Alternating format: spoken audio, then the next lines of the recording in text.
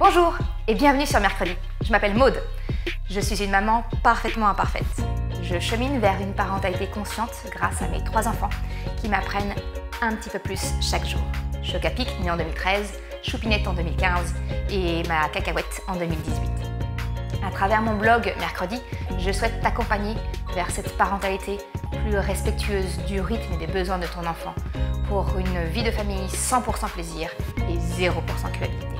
Car nous sommes tous des parents parfaitement imparfaits et c'est très bien ainsi. Avant de commencer le sujet de la vidéo d'aujourd'hui, je souhaite te rappeler que tu peux télécharger si tu souhaites mon bonus. Alors, je te mettrai le lien en barre de description.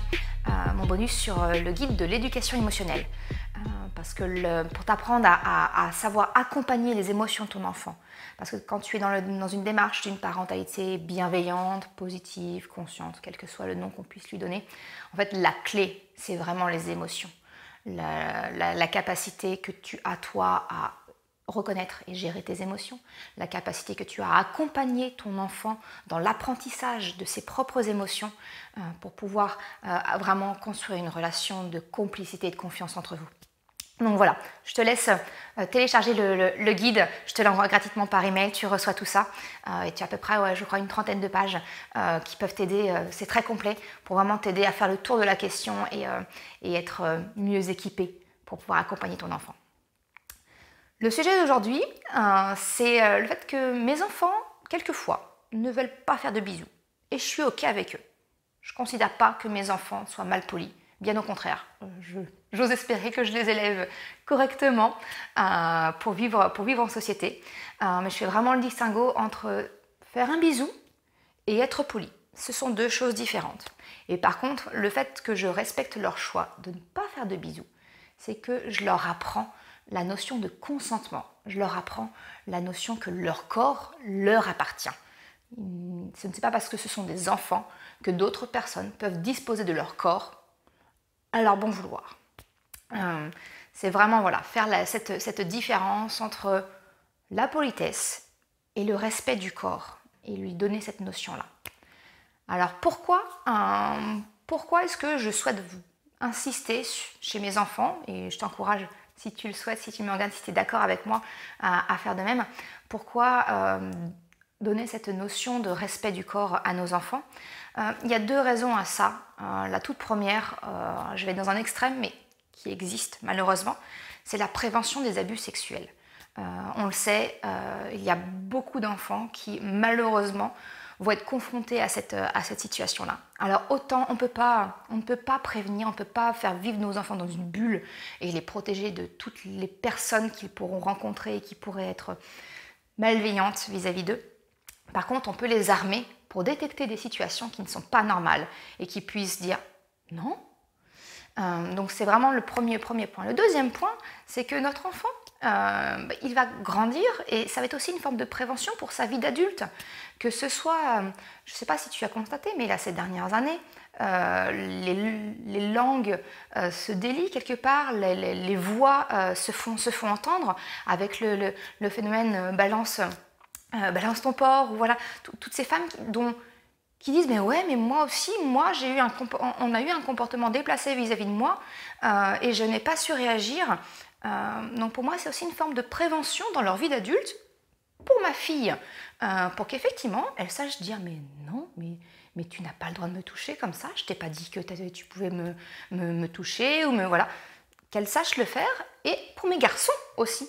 Parce que la protection, je dirais, des femmes, ça passe aussi par l'éducation des hommes. Et expliquer à mes garçons qui seront des hommes un jour que maintenant, on ne dispose pas du corps des autres à son bon vouloir. C'est le respect du corps des autres.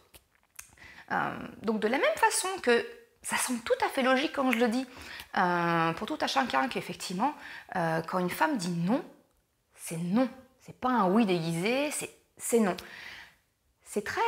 Tout le monde, je pense, est d'accord sur cette notion-là quand on parle d'adultes, mais bizarrement, quand on parle d'enfants, on leur refuse ce droit de disposer de leur propre corps. Sous prétexte qu'on est un adulte, sous prétexte qu'on a une quelconque autorité parentale, ou les enseignants, ou les médecins, dès lors qu'on a une certaine stature, on estime que l'enfant, bah voilà, non, on dispose de leur corps. Eh bien non. Non, les enfants doivent apprendre très rapidement qu'effectivement leur corps, c'est le leur. Ils disposent de leur corps à leur bon vouloir et on se doit de le respecter.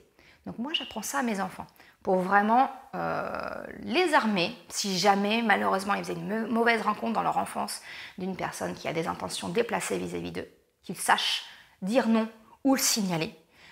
Et dans leur vie d'adulte, pour que mes garçons soient des hommes respectueux des femmes et que ma fille soit une femme affirmée, armée pour refuser certains comportements qu'on pourrait avoir vis-à-vis d'elle. Voilà les 2 raisons pour lesquelles j'ai adopté cette pratique qui me paraît tout à fait naturelle.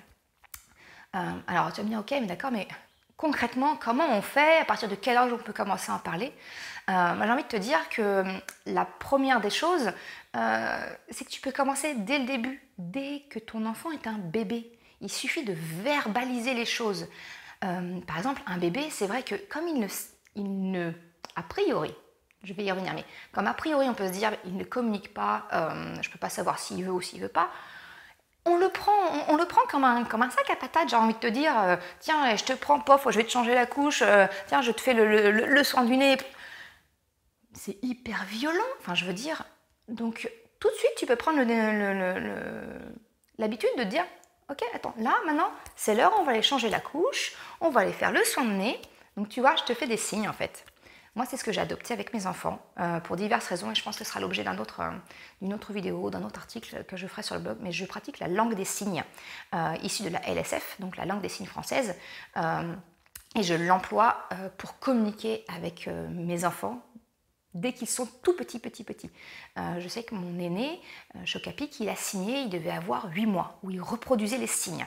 Bon, ma choupinette et ma cacahuète sont un petit peu plus feignants sur les signes, mais je vois bien qu'ils les comprennent parfaitement et je peux te dire quand je fais le signe de changer la couche à mon petit dernier, il se barre en courant. Donc il a bien compris ce qu'allait se passer. Mais voilà, je verbalise, j'explique à mon enfant, là il va se passer ça, là on va changer la couche, là on va moucher le nez. Parce que si je te fais le parallèle, tu vois, dès lors qu'on change de perspective, que je te change le prisme de vue, tu vas tout de suite comprendre. Si je te dis, on va passer chez nos aïeux, chez les personnes âgées, les personnes qui aident à maintenir la vie de tous les jours de nos grands-parents, et de conserver leur indépendance à la maison, par exemple, ou même d'ailleurs quand ils sont en établissement médicalisé, ils ont des soins du corps, des soins intimes. Ça ne viendrait à l'esprit à personne, ou tout le monde serait révolté si on apprenait qu'on avait des gestes de toilette intime vis-à-vis de ces personnes-là, sans leur parler. Allez hop, on leur parle, c'est la moindre des choses. Eh bien, c'est la même chose pour un enfant. C'est pas parce que c'est un enfant, et je dirais même c'est l'inverse, c'est surtout parce que c'est un enfant et qu'il est en train d'apprendre qu'il faut vraiment verbaliser et mettre les mots sur les choses. Parce que son corps, c'est le sien, il en dispose. Lui apprendre l'intégrité. Voilà, c'est à lui et c'est à personne d'autre. Donc voilà, donc c'est déjà, tu peux verbaliser dès que ton enfant est tout petit, un bébé, tu verbalises, tu mets des mots. C'est déjà une première étape pour lui faire prendre conscience de tout ça. La deuxième chose, c'est aussi lui expliquer qu'il a le droit de refuser. Il peut ne pas être d'accord. Alors je vais revenir sur cette notion de consentement. Je pense que si je te fais encore une fois le parallèle pour un adulte, on est bien d'accord, quand une femme dit oui, c'est oui. Quand une femme dit non, c'est non. Quand une femme ne dit rien, bah c'est non aussi. On va pas considérer que c'est oui. On est d'accord que quand un homme a des gestes sur une femme qui n'a pas dit clairement oui, c'est non. Eh bien, c'est la même chose pour un enfant. Un enfant qui ne dit pas clairement un oui clair, spontané, naturel, j'ai envie de te dire, eh bien c'est non. Donc on ne va pas le forcer. Par exemple, le bisou à mamie, à tata, à la voisine, au copain du... S'il n'a pas envie de faire le bisou, s'il a dit non, c'est non. C'est pas pour autant qu'il sera mal poli. Je vais y revenir en fin de vidéo pour t'expliquer comment je fais pour accepter que mon enfant dise non au bisou, mais qu'il reste poli. C'est une deuxième chose. Mais je voulais vraiment que la notion du consentement, dans le sens où c'est un choix, soit bien clair. De plus, tout ce qui est chantage ou menace, pour obtenir ce oui, c'est pareil, tu fais bisous à tata et puis après tu auras le droit à le morceau gâteau ou l'épisode de... Non, ça c'est du chantage ou de la menace vis-à-vis d'un potentiel retrait de quelque chose qu'il aime. Fais toujours, la clé c'est fais le parallèle chez un adulte, chez une femme. Allez vas-y, tu viens et puis après je suis dans... non, enfin, tu vois tout de suite les dérives que ça peut prendre chez un adulte quand on considère le comportement d'un homme vis-à-vis d'une femme. Ça paraît naturel. Eh bien, c'est la même chose pour un enfant. Donc, que ce soit un adulte ou un enfant, le consentement, c'est oui, c'est oui. Si c'est non, s'il y a un silence, si c'est un oui sous menace ou chantage, c'est non. Voilà. Donc, je referme la parenthèse sur ce qu'est vraiment le consentement et la liberté du choix de dire oui. Voilà. Autre petite chose aussi, c'est le droit de changer d'avis. Ce n'est pas parce qu'une fois ton enfant a dit bonjour à la voisine en lui faisant un bisou que le jour suivant, il doit absolument lui refaire un bisou. Il a le droit, encore une fois, de changer d'avis et de ne plus vouloir et de trouver un autre moyen pour marquer la politesse, mais il a le droit de changer d'avis. Je reviens avec mon exemple de l'adulte. Une femme qui dit oui à un homme une fois, le lendemain ou le surlendemain, elle a tout à fait le droit de dire non. On est bien d'accord? Bon, c'est pareil pour un enfant. Donc voilà.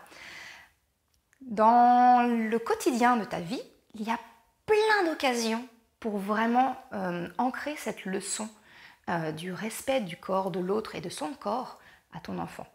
Par exemple, la toilette intime de ton enfant. Dès lors qu'il va commencer à grandir un petit peu et être capable de se lavaucher, on va dire, même si effectivement c'est pas le grand nettoyage, mais ce n'est pas parce que c'est un enfant que c'est papa ou maman qui doivent nettoyer les parties intimes. Moi, très vite, quand ma fille a manifesté son envie de se laver seule, dès lors qu'elle a eu cette envie, j'ai rétropédalé, je fais ok, maintenant c'est ton corps, c'est ton sexe, tes fesses, c'est pas à maman, c'est pas à papa de nettoyer si tu n'en as pas envie. Si tu as besoin d'aide, naturellement, on est là, mais c'est ton corps, c'est toi qui décides. Alors tu peux dire oui, mais le risque c'est que du coup il y a une mauvaise hygiène, que mon enfant se nettoie mal et puis et des problèmes. Alors je te rassure tout de suite, ça ne faudrait vraiment une hygiène déplorable pour en arriver là. Et si tu as le moindre doute, tu mets dans la douche et puis tu le fais jouer avec le pommeau de douche. Et c'est lui qui contrôle son pommeau de douche. L'eau enlève tout, hein. Il n'y a pas de souci, t'inquiète pas, il n'y aura pas de problème d'hygiène de ce côté-là. Mais voilà, nous très vite on a pris le parti de se dire, mais non chérie, c'est ton corps, c'est ton sexe, c'est tes fesses, ce n'est pas à papa et maman de nettoyer, tu veux de l'aide. On est là, mais personne n'a le droit de toucher les parties intimes de ton corps sans que tu ne nous le demandes. C'est toi qui décides. De la même façon, aux toilettes, pour s'essuyer, c'était la même. Voilà, on lui a dit, tu t'essuies, nous on contrôle, si tu veux bien qu'on regarde, on contrôle, ok, tiens, recommence, là il en reste un petit peu. Voilà, on lui a donné, on lui a expliqué, enfin, c'est pas qu'on lui a donné d'ailleurs parce que c'est son corps, mais on lui a montré qu'elle pouvait s'approprier son corps et qu'il était à elle. Alors je parle elle parce qu'effectivement, cette notion-là, elle m'est venue un peu plus tardivement et notamment avec ma fille. Je ne sais pas pourquoi, c'est sûrement un comportement un peu sexiste de ma part, mais cette réflexion-là, je l'ai eue avec ma fille et naturellement, je l'ai continuée avec mes garçons. Mais voilà, c'est pour ça que je dis elle, principalement. Une autre occasion que tu peux avoir, c'est lors des visites médicales. Alors, certains médecins ne sont pas, on va dire, malheureusement ne communiquent pas beaucoup et ont leur geste de contrôle médical. Les petits garçons notamment vérifier le décalotage. Bon, je suis désolée, une fois j'ai eu le cas où le docteur n'a ni prévenu mon fils, aucun mot, et voilà, et a contrôlé les testicules, et ça m'a choquée. J'ai pas osé, tu vois. Je m'en veux parce que j'ai pas osé dire au médecin, vous auriez pu le prévenir, Par contre, après, j'ai verbalisé avec mon fils. Je lui ai dit, écoute, tu vois là, le docteur, il a vérifié, parce qu'il avait besoin de vérifier qu'effectivement tout était OK de ce côté-là, mais il aurait dû te demander la permission de contrôler, de pouvoir toucher ton corps. Là, il ne t'a pas demandé, c'est pas normal. Donc, c'est pas parce qu'on est un adulte, c'est pas parce qu'on est un docteur qu'on peut avoir un quelconque droit sur ton corps. C'est toi qui décides.